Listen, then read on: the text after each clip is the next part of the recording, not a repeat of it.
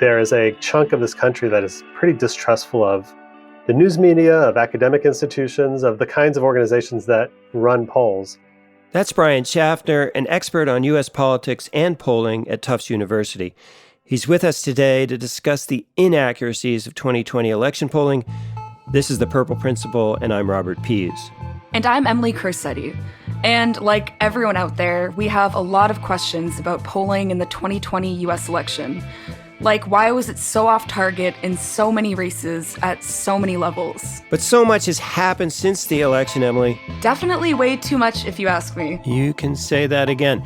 So for listeners who may have forgotten how inaccurate polling was this 2020 election, consider the presidential polls in that huge electoral prize known as Texas.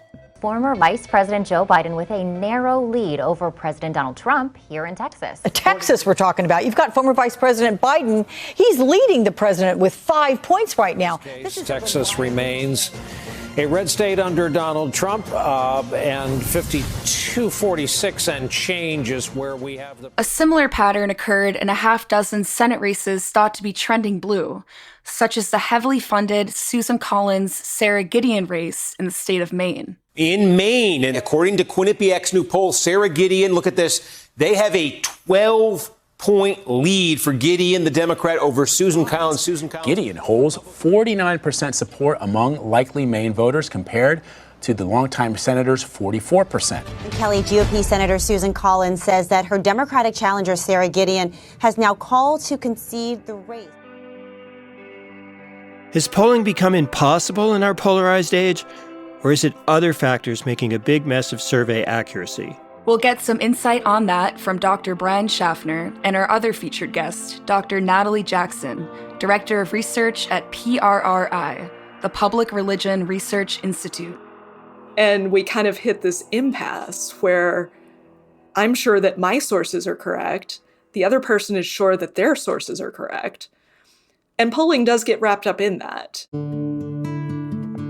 Stay with us today as we fall a little deeper into the 2020 polling matrix. But first, let's learn a bit about Natalie Jackson and her efforts to gauge public opinion on all kinds of thorny issues. I asked her what led her to become a pollster in the first place. I ended up in polling kind of accidentally. I finished my undergrad degree really quickly. I finished it in 3 years, and so I was kind of sitting around going, what am I going to do with my life? Nobody wants to hire a 20-year-old. And so I ended up applying to PhD programs. They assigned me as a research assistant to the in-house survey research lab at the University of Oklahoma. So by the time I finished my PhD, I had about 5 years of experience in the survey research field. And so now you're at PRRI. Could you talk a little bit about what that organization is and like the subjects that you choose to poll around? Sure. So PRRI is a nonprofit, nonpartisan organization. We do research at the intersection of religion, culture, and public policy, which inherently involves politics writ large. Our funding structure is that we are grant-based. We get grants from organizations to do surveys on specific topics. One of our key areas that we do a lot of surveying around is LGBTQ rights. We also do a lot around immigration, kind of the hot button issues that really tend to be divisive in society. Could you give us an example of when you were doing some polling on an issue and got like an early sense of shift in public opinion? The same-sex marriage question is the single best example of public opinion just completely upending itself within about 10 or 15 years. It's really quite remarkable. We're used to public opinion moving over time. We're not used to it completely reversing itself within a decade. In 2006, 2007, only about a third of Americans were in favor of allowing same-sex marriage. By 2015, 2016, that's 2/3, and only a third are against it.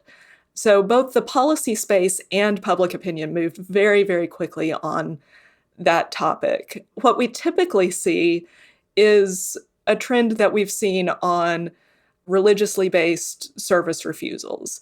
And we do see about 60% of Americans oppose that. They don't think that small business owners should be able to do that. But we've watched over the last 5 years, we've seen that opposition tick downward. That kind of sustained, slow movement over a few years is generally how opinion shifts work. Yeah, I definitely think a lot of people in my generation forget or don't realize that gay marriage was not legalized throughout the country until 2015. It's easy to forget. I'm an old millennial with the scare quotes around old. It's easy for me to forget. And I was in my 20s then. How do you gather the information from the people that you are polling? What's kind of your process?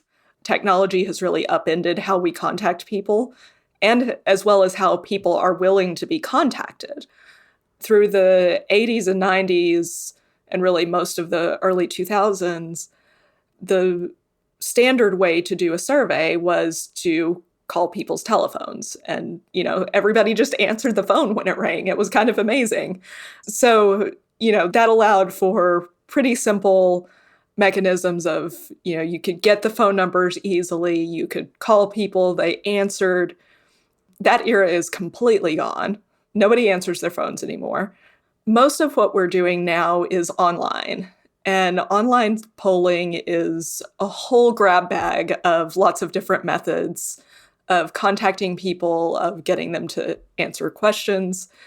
The methods that we use at PRRI are what we call probability-based. And what that means is that not just anybody can sign up to take the survey. The recruiters have actually gone out and found these people, either by doing phone calls or by doing mail invitations. So that's how we do most of our work. So not an easy job to begin with, polling a huge, diverse country. And then people stopped answering their phones. But then again, that's not such a new thing. And polling seemed pretty accurate back, say, in 2012 election, even the off-year 2018 election. So what was it about 2020? 8 days until the election, and a new battleground poll shows Joe Biden with a 9-point lead over President Trump in Wisconsin. Joe Biden is now leading by 6 points in Florida, which has voted for the winner in every election this millennium. Not to mention similar problems with 2016. The most recent CBS News national poll shows Hillary Clinton with a 9-point lead over Donald Trump. To put that line here, Quinnipiac. You see the stretch? 15 points. The Washington Post also has him at 15 points. The NBC Wall Street Journal poll, 11 points. So a double-digit poll again. We said it shows a 3-point lead for Hillary Clinton overall nationally. Let's hear from Brian Schaffner on that. He's a professor of civics at Tufts University and author of the book Campaign Finance and Political Polarization. We asked him why the polling profession has some clearly good and some not-so-good years. Yeah, it's a great question, actually. And, I wish I had a clear and conclusive answer. And I don't think we necessarily have one at this point, but I think we have some ideas about what might be wrong. And, we've been dealing with this issue for the past few election cycles. Actually, in 2018, the polling was pretty good. But in 2016, of course, we all know that it was off as well. And, one thing we think we're dealing with is we know we're dealing with having a harder time getting people to respond to surveys. And we're trying to adjust for that by weighting our surveys on various metrics. And so, for example, in this election cycle, everyone added education weights to their weighting scheme to try and make sure we had enough non-college whites, which we were low on in 2016.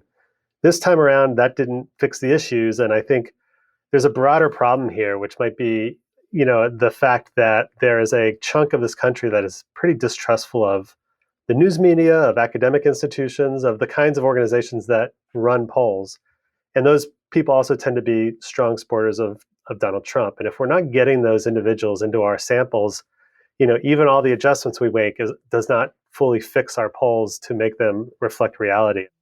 Okay, so we had a previous guest from UNH, Dr. Andrew Smith, and he talked about the spiral of silence, which seemed to refer to people who would not answer pollsters' questions accurately because they were concerned about looking bad to the person asking the question. But what you're saying is different people will just not respond to the polls. Is that right? I think it's not merely a case of what some have called the shy Trump voter syndrome, where people are not willing to admit that they voted for Trump. I mean, that doesn't explain why we're off with Susan Collins in Maine, for example, or why we're off in lots of other Senate races where it wouldn't necessarily be embarrassing to say that you were voting for a Republican Senate candidate. Is there any easy fix for that? I think it's a really hard problem. We can adjust for those when we know what the population value of various statistics are. So, we know from the census what percentage of our sample should be non-college educated whites. But, there's not necessarily a good measure out there of, who is someone who is very distrustful of the media. We don't know what the population value for that is. So, in one of your research papers, you had talked about, I think it's called expressive responding. Is that at work here, where people are actually, confronted with facts and push back, expressing their ideology rather than, to the data? I think that is definitely a related concept or a related thing that's happening. So people who answer these polls, sometimes they basically are treating it somewhat as a game. And so when we ask them questions about various topics, like, do you believe in this conspiracy theory? Or if you met a Democrat or a Republican on the street, would you trip that person or something, like do bodily harm to that person? We get like these alarmingly high figures of people who say that they would do these things. We don't really observe that in real life. And so one thing that's happening on these surveys is that people are essentially using the survey as a way to express that they don't like the other side, but they're not necessarily answering the questions honestly. Well, let's dig in a little more on the question of accuracy. You mentioned the national level was fairly accurate for the presidential election, but at the state level, in the swing states, Florida, Ohio, Texas, they were pretty far off target. Were they all experiencing the same problems? Actually, one of the stories that came out of 2016 was the national polls weren't that bad compared to the national popular vote outcome, but it was the state polls that were really bad. In 2020, I think, if you look at the polls that came out in the last couple of weeks, most showed Biden up by 7 or 8 percentage points, and it's going to end up being something closer to like 4 or 5 percentage points. So actually, the national polls, I think this year may have been actually worse than they were in 2016. And that then extends to various states. So Georgia, I think the polls were basically right on the mark. But then you saw polls out of like Wisconsin that were showing something like an 8 to 10 percentage point victory for Biden. And that, was decided by less than a percentage point. Let's turn to the Senate level for a moment. You mentioned Susan Collins in Maine. That's one of really 5 or 6 examples where respected organizations had races as toss-ups, but Republicans eventually won, such as Lindsey Graham in South Carolina, where he was heavily outspent. Is it possible the media is conflating the amount of money spent against a candidate with the polling numbers? Yeah, I think there's a piece of that for sure. I think one thing that often happens is you get maybe, in South Carolina, for example, you sort of look at how much money is being spent on the race and you see that as like an indication that this is competitive. And so part of this is sort of selection bias in terms of what reporters are attracted to. And they're not very interested in a poll that shows, that Lindsey Graham's going to win his Senate race by 10 points, but they're really interested in a poll that shows that he's, within 2 points in that race. And that's what they focus on instead. And they kind of forget about the other polls that showed that it maybe wasn't that close. So is it possible, or is there any indication that because the feeling was Biden was going to win, people changed their votes from Democrat to Republican at the Senate level as a hedge or a balance against tax increases or some other issue? So, I honestly haven't had a chance to dig into the data yet to look at how much split ticket voting we see in our data. But it's pretty clear like that was happening in Maine, for example. So Biden wins Maine fairly comfortably, and Susan Collins wins in Maine, which means, a non-trivial percentage of Mainers voted for Biden for president and then voted for Susan Collins for senator. And, these might be people who are traditionally Republicans, but have been turned off by Trump, but, don't necessarily just want to sort of give Democrats the key to to the federal government. And so they see this split ticket vote as a way of balancing government. And it doesn't take that many people who are doing this kind of strategic split ticket voting to actually have a really big effect on what the outcomes are. So, Brian, you mentioned you spend some time in New Hampshire, where we are based, and New Hampshire voted for Democrats at the national level, but Republicans at the state and local levels, so very split ticket. How do you explain an outcome like that? Yeah, I think that's a really, New England Republicans, the New England state Republican parties are a really fascinating case study because they are becoming kind of so distinct from the national Republican Party in a lot of ways. I mean, you see the wild popularity of Charlie Baker in Massachusetts, Scott in Vermont, Sununu in New Hampshire, and the success of Republicans at the state level in these states. And I think part of the story is the ability of those Republicans to kind of create a brand that is distinct from Trump. So we are, confused about the swings also at the House of Representatives level nationally, because there you have so few competitive races, and the feeling was there would be let's say a 10-seat gain for the Democrats, and that's wildly off. It looks like it's going to be a 10-seat gain for Republicans. So is that, in fact, probably the most inaccurate prediction of the polls this year? Yeah, it may very well be. I think, House polling is always difficult because we don't do a lot of polling within congressional districts. And so we kind of rely on a national estimate of how people are going to vote in their House races. And then we kind of try to translate that into what that would mean in terms of how many seats the party would win. So that's already a difficult thing to do. I think if you're a pollster and you're looking at Biden's going to win by 8 to 10 points, the national vote, then I think a 10-seat gain in the House makes sense. If you knew that Biden was going to win by 4 points, let's say 4 or 5 points, then that prediction wouldn't look as reasonable. So not much real polling is actually done for those House races. I did not realize that. Yeah, but you read articles all the time predicting which way the House may swing. I feel like we're already starting to see them for 2022. Please, let's just take one day off between divisive elections and maybe just govern for a minute. Impossible. Partisan zombies never sleep. But the other interesting point there was the observation about New England Republicans. Not as numerous as they used to be, but still a different breed. But what about the issues that were at play behind these 2020 split results? As it turned out, there was not a huge blue wave in the House and the state legislatures. But Democrats did regain the White House and a wee bit of control in the Senate. I asked Brian Schaffner about the big issues in this campaign, starting with calls to defund the police. Could they have backfired on Democrats in some of those purple states? I think it's a really hard thing. Not even that it's too soon, but I think it's really hard to unpack that at all, which is not to say that we shouldn't try to figure that out. But if you go back and look at the presidential polling during the time of Black Lives Matter, it didn't really move much. But at the same time, this whole defund the police movement does play into this notion that Republicans definitely wanted to push, which is that the core of the Democratic Party is kind of extremist. It was very clear that Trump didn't want to run against Biden. He ran his entire general election campaign using exactly the same rhetoric he would have used if Bernie Sanders had been the nominee. And that's who he wanted to run against. He wanted to run against Bernie Sanders, and Biden, outperformed Democratic House candidates. One of the reasons that he did that is that swing voters are moderate. That does suggest that in some of these competitive House districts, rhetoric like defund the police, but maybe not just defund the police, helped to sort of paint those candidates as extremists and led voters to try to balance the way that they were voting. So any other issues that you think are in that category where the Democrats either unwittingly or wittingly handed Republicans effective messaging?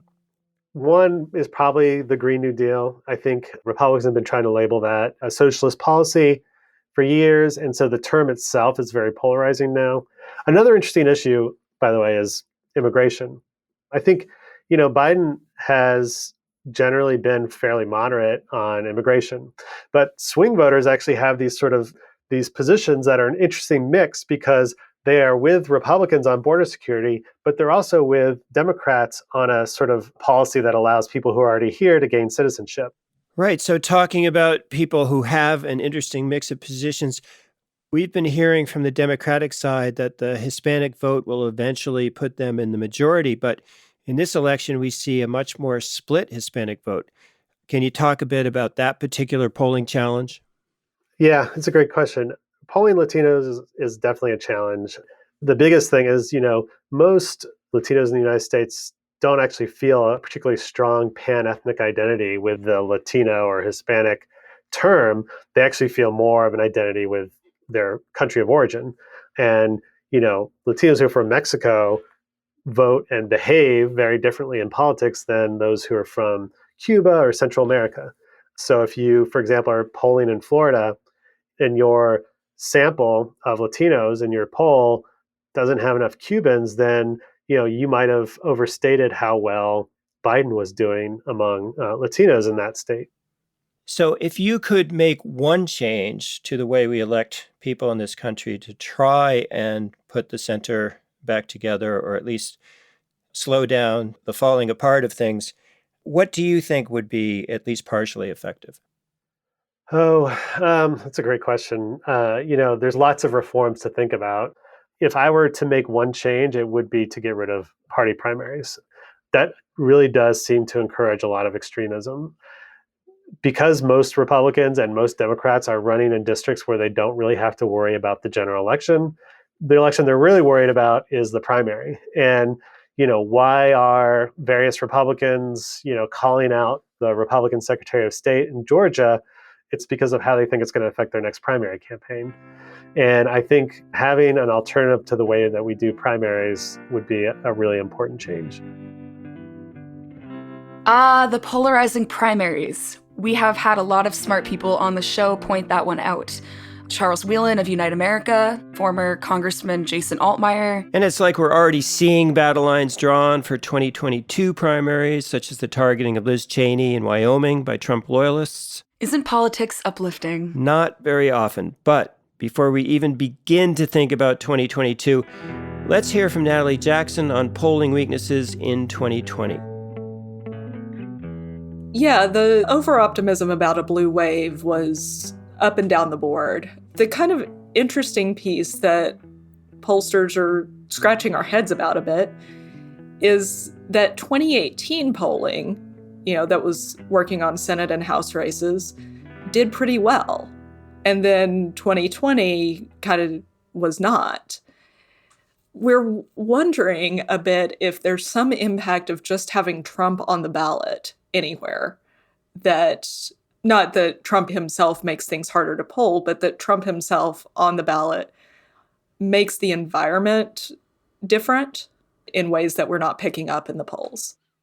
We're wondering what kind of a challenge polarization presents to pollsters in terms of people being more emotional on these subjects, and also the fact that, unfortunately, a lot of independents, unaffiliated voters are very turned off by politics and therefore kind of tuned out.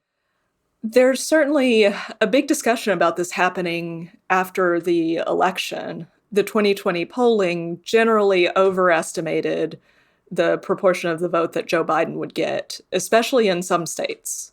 It was overestimated nationally, but it was also overestimated in some of the individual key states, which resulted in the election looking a lot closer than many people thought it was going to be.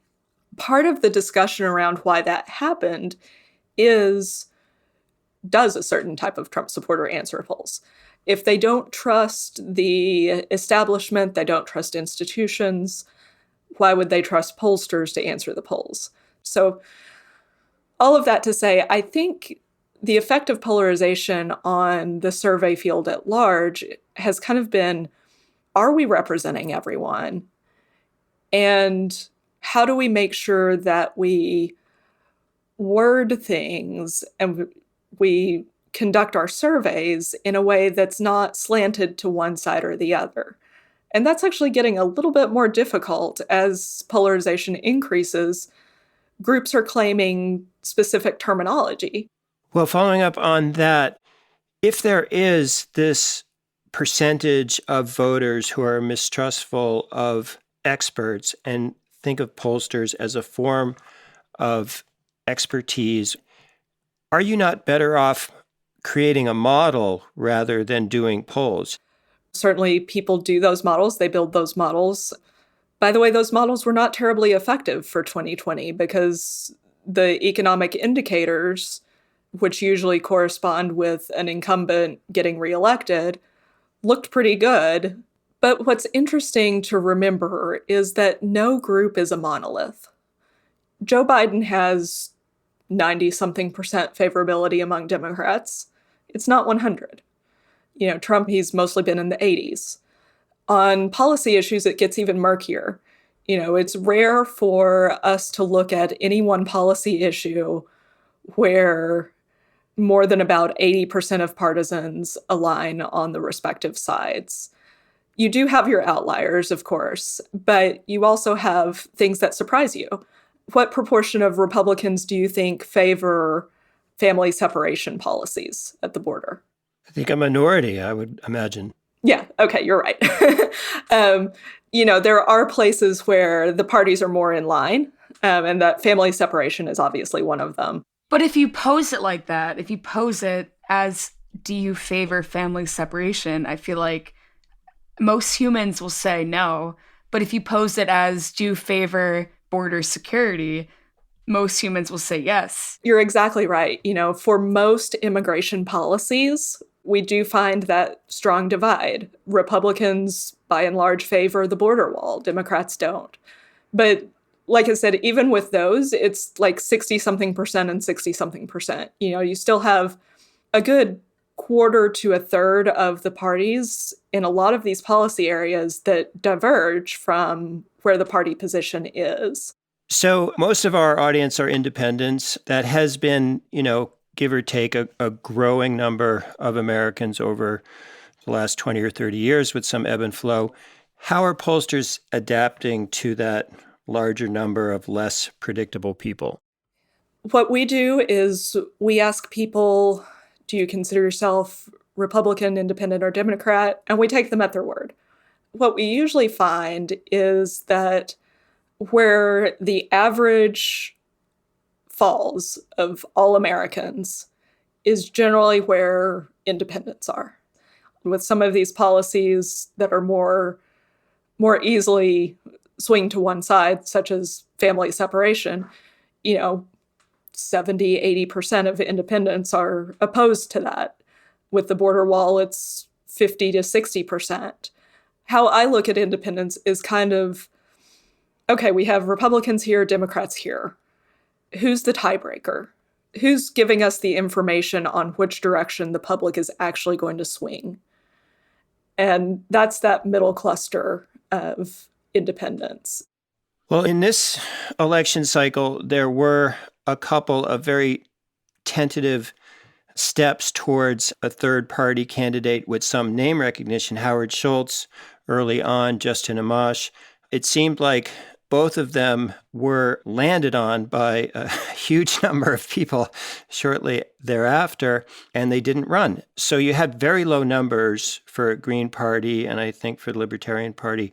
Once you factor that in, doesn't that help explain the large numbers for both major candidates? It does. The turnout was extremely large anyway and would have broken records regardless, even if third-party candidates had gotten, say, what they did in 2016, which was a little bit of an overperforming year. We still would have had record-breaking turnout for both of the major party candidates. It was just that substantial. So Joe Biden doesn't have to thank Howard Schultz and Justin Amash? He's probably not going to now. So a question about the quality of polls and also the huge number of them. You had a great line in your USA Today piece about people refreshing the 538 website every 5.38 seconds. And it's kind of head-scratching that that website includes so many polls, including some that they rate as being very unreliable. Why include them if they're unreliable? And how does that make the job of a more serious quality pollster more difficult? That's a huge issue. The internet age has allowed just anyone to post a poll and get attention for it. In the thinking back to the 90s and even to some degree the early 2000s, we had media playing a gatekeeper function. And if you didn't meet the standards of most media outlets with your poll, you weren't going to get any airtime. And so you just didn't have this issue of pollsters coming out of the woodwork everywhere that you've never heard of until an election comes around. But when you give a platform to pollsters that you say, I don't think these people are very good at what they do, but we're going to throw them in the model anyway. You're lending an air of credibility to it even so. What do you think the most dangerous fallacy is, by the public when it comes to polling? I think the biggest fallacy in polling is also the biggest one we face society-wide today. And the reason that I am still concerned about the state of our country for the foreseeable future, it's that people don't believe in one set of facts anymore. Depending on what sources you listen to and get your news from and think are telling you the truth, you can believe in very different things. And it's hard to debate with people who say, but your sources are lying to you. And I want to say, but your sources are lying to you. And we kind of hit this impasse where I'm sure that my sources are correct. The other person is sure that their sources are correct. And polling does get wrapped up in that. Well, Emily, we learned a lot today about the challenges of polling in our partisan age. Very tough job made tougher by the media and a growing group on the right mistrustful of all experts. And all the lower quality polls that still get a bunch of air and screen time. But Natalie Jackson did say that even Democrats and Republicans are not 100% in line with their party's candidates or issues, and that independents are a really good bellwether for opinion shifts in the country. So we'd like to hear the opinions of our indie-minded listeners as we begin to construct Season 2 episodes. What topics would you like to be covered? What guests would you like to hear from? What can independent-minded Americans do to bridge the partisan gap in our country? Just log on to our new website and leave us an audio message about topics, guests, or just plain old feedback. Next episode, though, we will wrap up Season 1 of The Purple Principle with a look at some of the really great insights from our featured guests, beginning with Charles Whelan of Unite America in Episode 3. Now big data allows us to gerrymander better than we used to, which means more safe seats, which means the primaries matter more. They're more expensive races. Who do you get the money from? The people who are the most extreme. Every single force is pushing us apart. Abigail Marsh of Georgetown in Heard from the Herd. You think like a herd of muskox, when they believe they're being threatened by wolves, they cluster themselves together in a very tight way.